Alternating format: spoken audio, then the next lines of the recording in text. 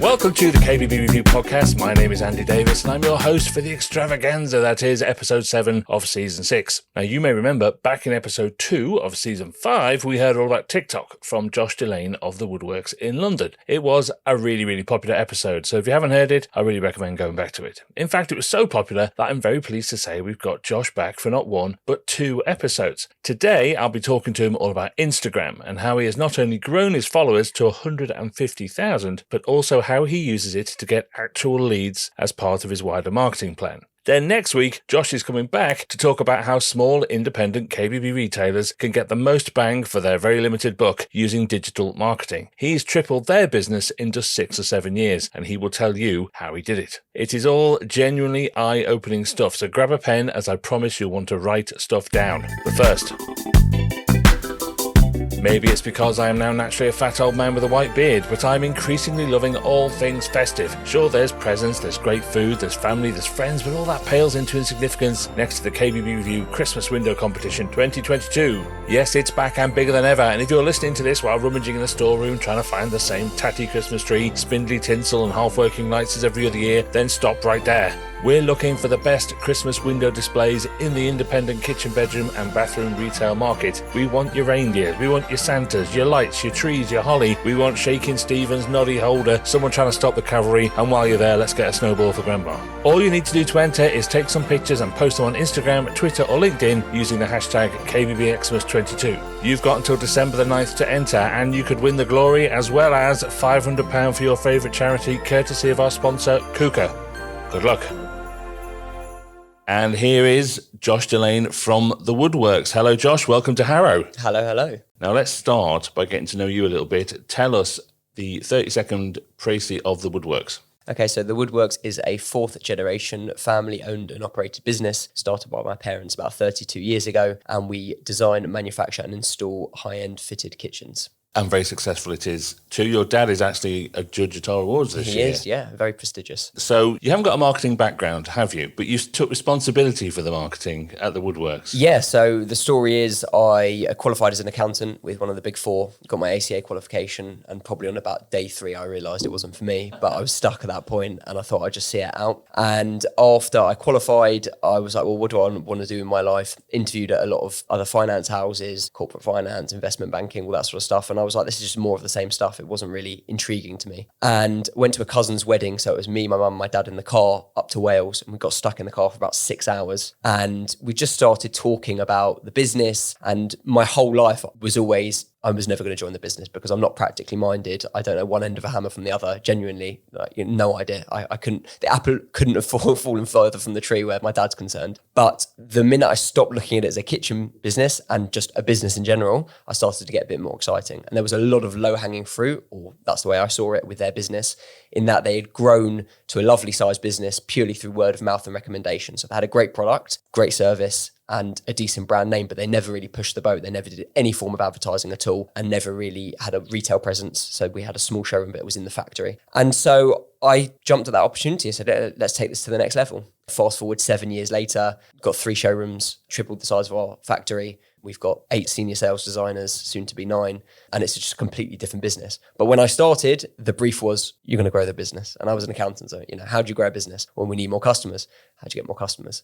Marketing. And that is the answer. So I basically taught myself over the last 7 years digital marketing because that's where I saw the future, and started with Instagram, Facebook, paid ads, into YouTube, into short form content like TikTok and Instagram Reels. And yeah, now we've built a massive brand online. We have 514,000 followers on TikTok, 151,000 on Instagram, got a small but steadily growing YouTube channel. It's over 1,000 subscribers. And yeah, we're just basically building our digital footprint and building a brand name in the space.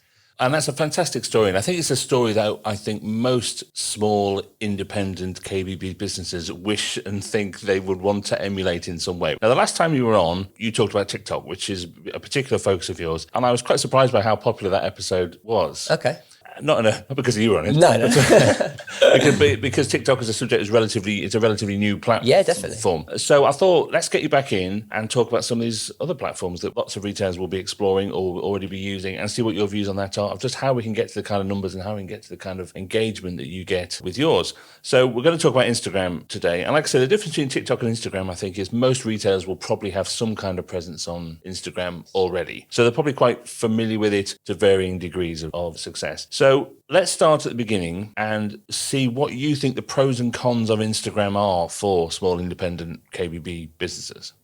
So I look at Instagram almost like a shopfront. So your Instagram feed can be beautifully curated, very high production photography. And basically what you want someone to do is they land on your profile, scroll through your images and say, this looks like a nice outfit that I'd like to contact. TikTok's completely different to that. TikTok is just you're scrolling through and you want to have high impact, engaging content. Instagram is very tough to grow at the moment if you're just posting photos, because the discoverability element is not really there. Hashtags don't really work anymore, contrary to what anyone will tell you. And it's based on a different algorithm. So TikTok's algorithm is based on the interest graph, i.e. I'm going to show you content that you're interested in, and we will learn over time based on what you like, share, watch multiple times on a video. Whereas Instagram is based on the social graph, which is who you follow. And there's a reason that TikTok's algorithm is more engaging, why it's growing much more quickly. It's because people want to watch what they're interested in, and people change over time. If you were following someone when you were 25 to the point where you're 35, let's just say, the people that you follow are going to change over time. Your interests and preferences are going to change over time. So you're not going to be as engaged in the content that they're putting out. Whereas TikTok's always going to learn as you go on. I think Instagram is important for sure, because as a demographic, you have an older audience on Instagram, slightly less old than potentially on Facebook, and certainly older than on TikTok. So you definitely need to be there. You need to have a presence there. But people that are posting one photo every 3 days and asking why Instagram's not working is just... I guess, look, this is a very visual medium, isn't Absolutely. it? And this is a very visual product that retailers, manufacturers as well, are producing. It's a very visual thing. So I guess any platform that is very visually based is always going to be useful to them, isn't it?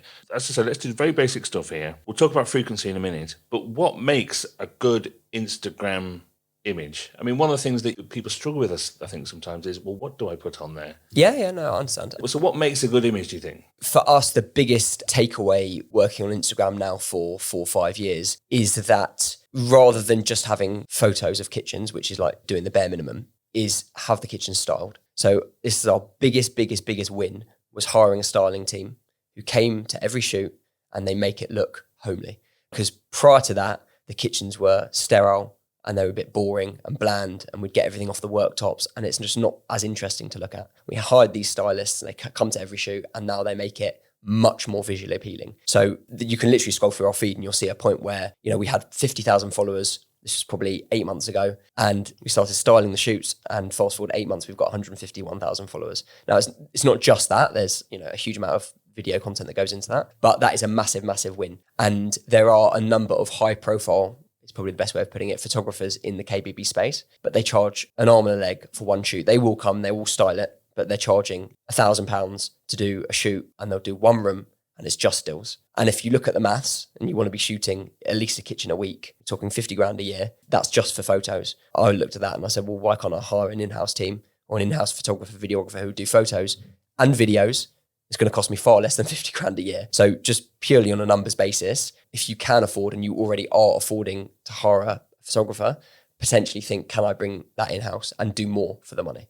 Okay, so let's break down some of the features of Instagram and see whether you think they're useful or not useful, or the best ways to use them. So obviously you have your feed, you post pictures of it goes in the feed, right? But then you also have stories. So I'm trying to sort of pitch the thing here for people who sort of use it but don't use it every day. So tell us the difference between the stories and the feed.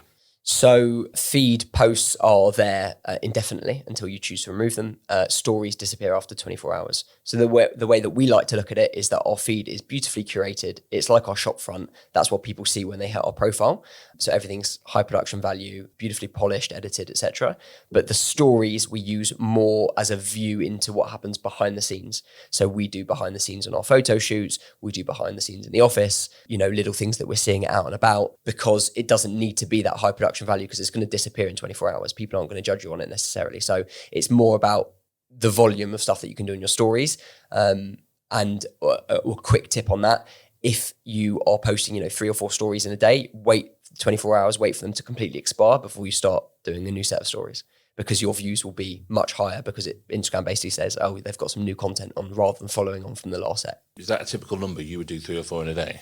Anywhere between 2 and 8, depending on what we're doing on that day. You know, you're not getting a huge amount of visibility. I'd say that 151,000 followers, I think our story views are between 2 and 5,000, depending on what it is, if it's super exciting.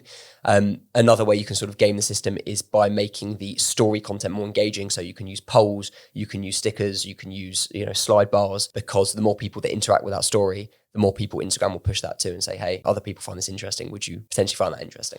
I always think stories are a great way to get personality across. Correct. Yeah, absolutely. Like the feed is almost like a brochure, for old-fashioned way of describing it, but almost like a brochure. Whereas the stories are much more about the people and the personality. Yeah, I think it's like a chance to make yourself a bit more approachable. There's a lot of showrooms, just taking for an example, Wigmore Street, with very, very high-end showrooms. You're talking the Boffies, the Boltouts, the Roundhouses, and people walking in. It's 80, 90, 100K for a kitchen. They're almost like a black box. And some of those are by appointment only. So the stories are a nice opportunity to show the people the work behind the scenes, the staff, the what happens day to day, how do we make our coffees, what we do on a shoot, etc. So it just gives people almost like a window into what your business and your staff and your culture is like. Which is particularly important if you are a local independent business, isn't it? Personality is a big part of it.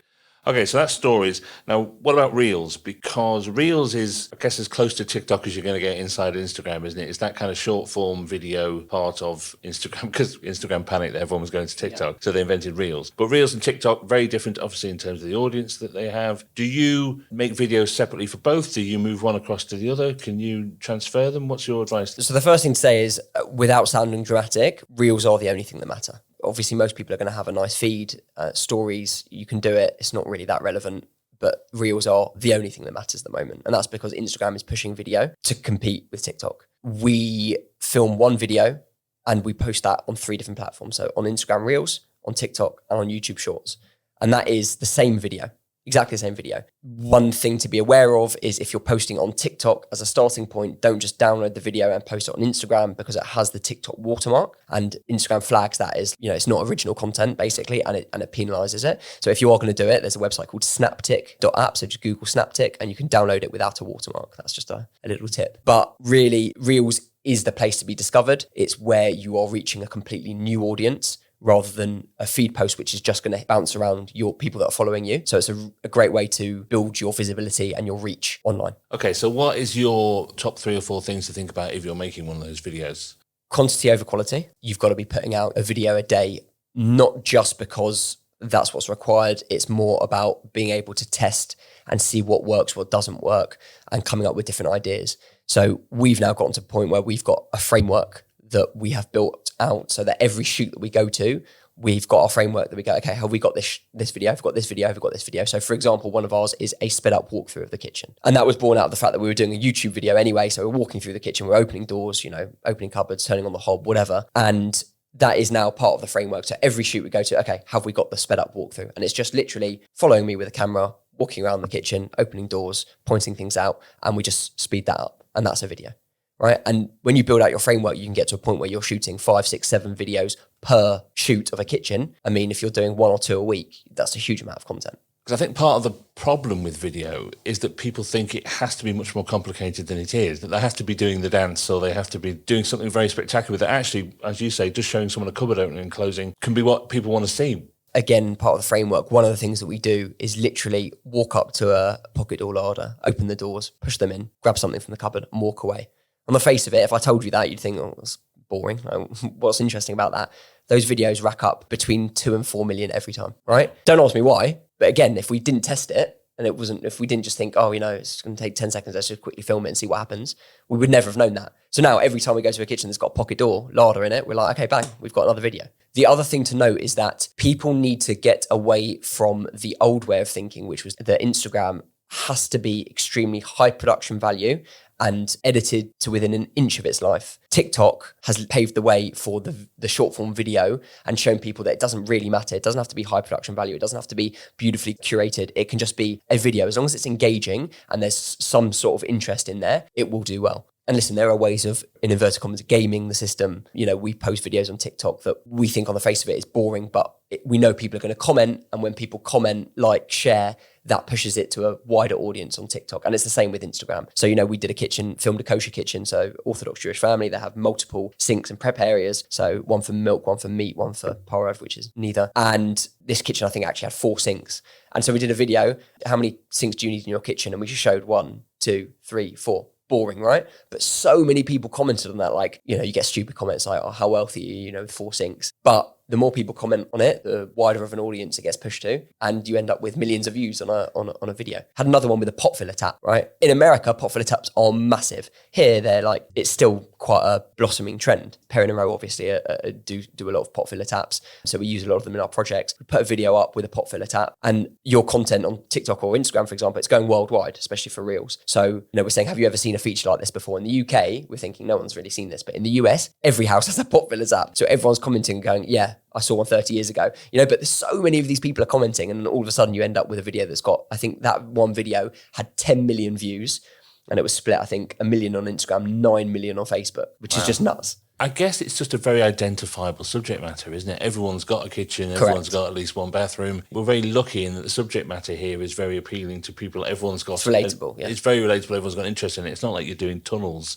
or tunneling or international aluminium gouging or something. It's an easily identifiable thing that even if you're not in the trade, even if you're not in the market for a new kitchen or bathroom at the moment, you're still going to look at it and think, God, I always call it kitchen porn. Yeah, absolutely. It's a very aspirational thing. Everyone's always nosy about other people's homes, and I think this is where this comes in. But I think what's fascinating about this is people shouldn't be daunted by just doing the most basic stuff, because they should feel they need to be flossing in the middle of their kitchen or whatever. Yeah, listen, I think it's hard to get away from it. I think it's a lot of people just making excuses. Oh, I don't have the right equipment. I don't have this. Oh, I'm not ready. Ultimately, we film it on an iPhone. Every single one of our videos, we've had hundreds of millions of views across multiple platforms. It's all done on an iPhone. The only thing that we film on a professional camera is the YouTube, and that's only because it's on the gimbal and you can move around nicely. It's not high production value. It's an iPhone. So there's really no excuses. And I would say to retailers that aren't doing it, they're worried about doing it, just hire a creator to do it. Genuinely, it's gonna pay off. Let's get some of the nuts and bolts of Instagram, which I wanted to ask you about. Instagram as a point of contact. What do you put in the descriptions? What information do you have that is useful to people who want to come and talk to you? I would say that your bio needs to be really clean and clear about what it is you do and who it is you serve. There's an element of discoverability in your bio. So when you're searching for things, if you've got a really clean bio that's specific to the people that you serve, it will come up higher on the search results. Have your number there and link it to the Instagram account. It has to be a mobile number, unfortunately. So I do get calls at 8 p.m. on a Sunday asking about kitchens. My wife is driven mad by it, but that is the reality. And I'm sure a lot of retailers, people that own their own small businesses, they're going to be doing that anyway. Have an email button so that people can contact you quick and easily. And lots of call to actions on your website. So you're pointing people, you have your link in bio that is to your website, and make sure that if people are hitting that website for the first time, there are clear call to actions. How do I get in touch with these people? And make it obvious. And you can pin posts to the top of your feed, can't you? Yeah. So what's your advice for what those pinned posts should be? Because some people will literally have, their opening hours and their whatever. Yeah, I mean, listen, opening hours for me is not that important, because if someone wants to come into your shop, they're going to realistically search it on Google and Google My Business. So first of all, make sure you have a profile there. That will detail the opening hours, and Google are quite good at emailing you, reminding you, around Christmas, do you want to change your opening hours? So I wouldn't say that. For me, it's just your highest performing feed posts. So whatever has the most likes, I'd pin that at the top. Or, like us, we're a company that does everything from super modern kitchens to very traditional kitchens. So our pin post, we like to show a variety of the highest performing feed posts that tick all the boxes in terms of one super modern, one may be middle of the road, and one may be a bit more traditional. So that people, as soon as they hit their profile, they're like, oh, look, they've got quite a wide range in terms of the styles that they can do. And how often should you change them?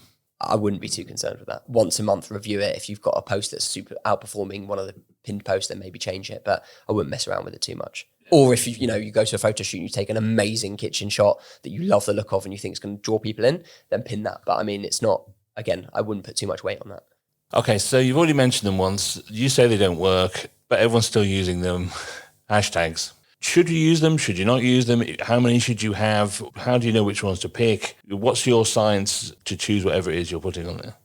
I have read a lot about the fact that hashtags aren't really relevant nowadays. I don't know about you, but I don't remember the last time I searched for a hashtag on Instagram. I just don't. And I think that as TikTok are coming out with more SEO-based changes to the algorithm, Instagram will follow suit. So it's all about your description rather than necessarily the hashtags. So you want to talk about light hardwood flooring, shaker cabinets, whatever the color is, in your description, in your caption, rather than necessarily the hashtags, because that will become discoverable from an SEO point of view in the search. I just don't think hashtags are important. We do hashtags only because that is sort of the rule of thumb. But I can tell you, we've tested it with posts that we don't do hashtags and it doesn't make a difference. So we do it just because on the odd chance someone's searching for a hashtag, then we'll show up. But I really don't think it's important. So you've talked a lot about the algorithm, right? And I think this is one of those words that people just go, oh my God, I've no idea what that means. It's all about total black art of things. But all algorithm means is how that particular platform decides what it is you will or won't want to look at. From a user's point of view. Yeah. So how do you know how it works? First of all, it's changing all the time. So whatever I tell you now is probably not going to be relevant in a month. There is an account on Instagram that you can follow called @creators, and the head of Instagram basically pops up on there every so often and talks about changes to the algorithm and what you need to be doing to make sure that you are following best practices. TikTok's algorithm, I do know how it works now. It's a bit more clear. And if I break that down, it will become obvious why you should do certain things. So you put a video up on TikTok, it will send that video to a test batch audience, which is to 1,000 people. That first 1,000 people will watch the video, and depending on how many people like, share, comment, or watch multiple times, those are like, it scores it. It will then push it to the next batch of audience, which is 10,000. Does the same thing again. If it's good enough, it will go to a batch of 100,000. And if it's good enough, it will go to what's called viral status, which is 1 million plus. So you want to be trying to game those videos that you're putting up for likes, shares, comments, and rewatches. So we did a video the other day that was like, look at these top 4 features in a kitchen. And there were 5 in the video. That was on purpose, because the amount of people that were commenting saying, that's not 4, that's 5, that's gaming the algorithm. People are going to be commenting, it's going to push it to more people. Or people are going to be rewatching it again to be like, hold on, did I see that right? Were there 4 or there 5? You know, it's so stupid, but that is ultimately the way it works. You need to get engagement, you might have to do controversial stuff. Well, engagement is the next bit to talk about, because all this is about getting people to come to you. But how important is it for you to go to other people? How important is it for you to engage with other people's accounts, other people's posts, other people's feeds? You know, it's part of the Instagram routine, interacting with other people as much as it is about controlling your own account. I would say that maybe 6 months ago, that was more relevant, pre-Reels really taking off. If you only have time to do one thing, just focus on doing your short form video. If you have the time, or you have a marketing executive that has the time, then yeah, it can't harm. I would follow some of the bigger accounts in the industry, have a lot of followers, us for example, and comment something thoughtful and relevant on that post. And other people will see that and they might click on your profile as a result to say, like, what are they all about? Who are these people? And if they like what they see on the feed, that they're going to follow them as well. Gary Vaynerchuk, who's a very famous marketer, has a same strategy. It's called the $1.98 strategy. And it's basically, he says, leave your 2 cents on 100 posts a day, which is obviously a lot of hand-to-hand combat. It's a lot of work that needs to be done. But, you know, he used to swear by that. I don't know how relevant it is anymore, because video content is getting pushed into people's feeds. There's more people using the platforms than creating the video content, same as TikTok, which means that you have a higher chance of being discovered. See, I guess it's about the role of social media for small local businesses. If you're a local business, for you to engage with other local businesses, whether that's kitchen or bathroom or not, is about building your profile within that. It's also about building trust. Yeah, a small geographical area, Yeah. you know, rather than having a global reach for everything. You know, so it's having those kind of engagements and conversations with people. And it might be that you're engaging with the local golf club or the local Cub Scout troop or the whatever it is. And all that means you're popping up constantly in these local conversations. It is. I don't know whether in today's day and age, people are looking at your social presence as almost a form of social proof. So someone tells me about the Woodworks, never heard of them before, go on Instagram, oh, they've got 150,000 followers, like that. They must be doing something right. Go on their TikTok, they've got 500,000 followers. Okay, now I'm interested. Then I go on their website, there's loads of reviews from happy people. I go on their house profile, there's 50 5-star plus reviews. You know, it's about having your digital footprint scaled out, omni-channel, so you're on all the platforms, so that when people are looking you up, you basically tick all the boxes and you look like a trustworthy source. Obviously, what you're saying is relevant to an extent. It is building trust at a local level, but without the social proof, which is what people are going to look at, you know, I don't know how relevant it is.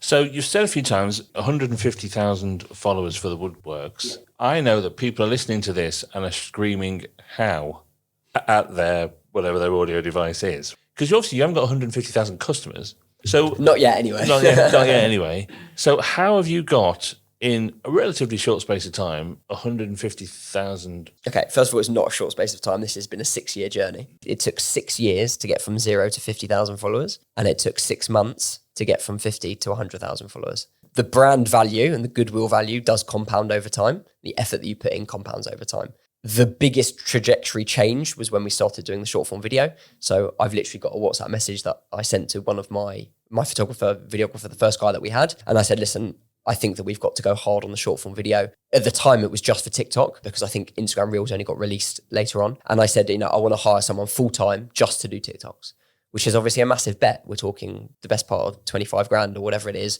for a full-time creator to do TikTok. There was no sure path to turnover in terms of kitchens, but reading what I read and knowing what I know, I thought that is a good bet longer term. So we hired this guy, started posting videos every single day on TikTok and Instagram, and all of a sudden the Instagram just ballooned. So it was a combination of that, the styling of the shoots was a massive thing, and being consistent. So we were posting a feed post every day, stories every day, a reel every day, if not 2. And so Instagram's looking at that going, these guys are really trying. They're putting in, some serious effort, and they do reward that to an extent. So it is a volume game. As much as quality is important to an extent, don't let that come at the cost of a lack of quantity. What's coming across strongly here is that it's a job. 100%. And it is a very important job. It is not something you can do at the end of the day or the beginning of the day or when you've got spare time in the middle somewhere. It is a job. If you want to get to the kind of levels that you're at, it is a job. Yeah, listen, we're talking now. I've got a team of 2 stylists that come to the shoot. I've got 3 photographers and videographers. I've got web guys and media buyers on the back end. Like we've built out a proper team, but it didn't start like that. It started with me just posting stuff on Instagram. And slowly but surely, when you have a bit of conviction and you start to get some small wins, you plow the money back into it. So this is why I tell people, for me anyway, if you're getting started on your digital marketing journey, start with some paid ads and start to game that arbitrage. So you're paying £500 to acquire a customer and you're selling a kitchen for 20 grand. There's whatever 10 grand profit in that, gross. All of a sudden, you can start to take the profits and reinvest that back into the organic side, which is your short form video, feed posts. And it's just a flywheel. It keeps going, it keeps going, it keeps going. But we are in a very unique industry in that we have an unbelievably high average order value, i.e. what is the cost of one kitchen? For some retailers, it's going to be 15, for some it's going to be 50 or 60. If you're talking middle of the road, 30, 35 grand for a kitchen, you can afford to spend £2,000 to acquire a customer. If I said to you tomorrow, I've got this customer ready to go, you pay me 2 grand for that customer and you have the 30 grand kitchen. Every single retailer that's listening to this would bite my hand off, right? So why wouldn't you make the bet that that's going to happen digital in terms of buying the ads and actually doing that? Let's talk a little bit about the paid for advertising element of a platform like Instagram as well. When don't you use that? What is the best way to go about it? I would do it straight away. Any business of any size should be doing that. Unless you have hit the jackpot and happen to stumble upon something super early on a trend and build your brand on the back of that, you need to be doing paid ads. So Devolve, for example, have a massive social presence. They basically owned Instagram as a platform for the kitchen space. And they were very early and they were very on trend and people loved it and flocked to it. They don't need to do paid ads. They've got 500,000 followers and people want a Devolve kitchen. They've built that brand and good to them. But if you're not them and you haven't done that, then you need to be spending money on paid ads like yesterday. Because until such time as you have a reliable way of knowing how much you're spending to get people through the door, you're at the mercy of the economy, of the world, of the wind changing. You're not in control of it at all. And so this was what my parents' business used to be like. Word of mouth and recommendation is great. And if you've got a business that can generate business through that, then fantastic. You've obviously got a good product, good service, good sales team, whatever it is. But you're not in control of that. And it's feast or famine. 1 month, you could have 6 leads that were all recommendations, fantastic. And the next 2 months, you're dead. You've got no one because you're not actually actively going out there and pushing it. And so the paid side is completely crucial. And we hang our hat on that. And I have a media buyer that does a lot of that. I learned it myself before I handed it off to him. You need to start doing that straight away. And there are lots of agencies that can do that for you because it takes time to learn. It took me 3 years to learn how to do proper ad buying on Google and Facebook. So there are agencies that can help you with that. And again, what's £1,000 to an agency to do your ad buying for you, plus £1,000 in ad spend if you're getting 2 or 3 kitchens out of it? And that's what people need to understand. There's a term in marketing called ROAS, return on ad spend. And so we track it as every pound you spend on marketing holistically in the business, and that is divided by the total revenue coming from kitchens. So if you do £1 million of kitchen sales and you spent 100 grand on your marketing, then your return on ad spend is 10. It's 10x. And so I track this every month. Our blended return on ad spend year to date is 46x. That's like me saying to you, if you give me £1, I'm going to give you £46 back. It's a pretty good bet. People really need to understand that.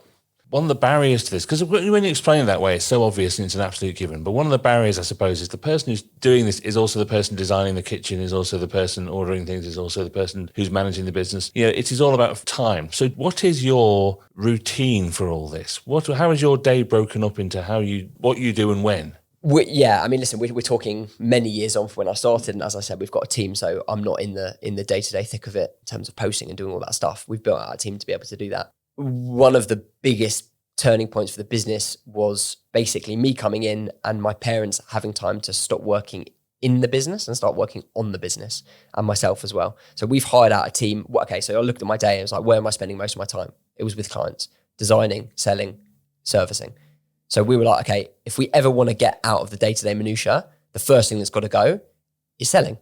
And a lot of small business owners will think, oh no, but my clients know me, they come to me for me. And that's a very small time mentality. And my parents were the same. They were like, Mr. Smith comes from down the road. They want to come to me. They want to come to Richard and Donna, not the Woodworks. They come to us. But we've proved that we hired our first salesperson, then a second salesperson, then a third salesperson, designer, whatever you want to call them. And all of a sudden, it wasn't about Donna and Richard or Josh. It was about the Woodworks. And it's these people that are the face of the brand, and they're doing the selling for you. So all of a sudden, that's 30 hours a week that you got back. Now we can start focusing on how we drive leads for those salespeople. And that's that. It was very, very logical. It was one thing to another. In terms of when I was starting, I knew that it was important. So I literally scheduled every day. It was an hour. Okay, we're going to work on the social media. But as you alluded to, a lot of people don't know enough to be able to do it. And they are designers, they are small business owners, they are wearing a lot of hats. You've got two choices. Either you dedicate the time to learning and doing it yourself, or you hire someone to do it for you. But I always say, if you're hiring someone, you really need to know or have someone in the business that knows enough to be able to judge what you are being told. Because there's a lot of agencies that you can work with that will spin your wheels for 6 months telling you that, talking facts, figures and abbreviations, and you're just completely lost. You don't know what they're talking about. So you're like, yeah, it's fine. Know enough, like these numbers that we're talking about, know enough to be able to actually gauge whether it's working or not. Well, look, Josh, we've run out of time. We could talk about this all day, but it's so interesting. And what I love about it is that it's such a practical application of something. You are looking for genuine, tangible results out of all this. This is an accountant's mentality. It is. Well, I think sometimes social media can be an ego game. But this is not about ego at all. This is about a business and driving leads, driving sales for a real business. 100%. And you're doing fantastically well at it. Thank you very much. And that's why you're here. So look, thank you for your time today. Thank you, Andrew. That was Josh Delane from the Woodworks, and didn't I tell you it was eye-opening? I certainly learnt a lot, and the best thing about it is that this isn't a vanity project. Josh is showing how it's all about driving real leads. Now, if you like that, you will love next week's episode, where we go into much more detail about Josh's digital marketing strategy as a whole, and how it delivered him the kind of results he's been talking about here. So if you don't already, make sure you follow us in your podcast app of choice, such as Apple Podcasts, Spotify, or pretty much everywhere else. That way, you won't miss an episode. And also, of course, get those entries in for the KBBreview Christmas Window Competition 2022. All you need to do is use, Instagram or Twitter or LinkedIn, and post your pictures using hashtag KBBXmas22. See you next time.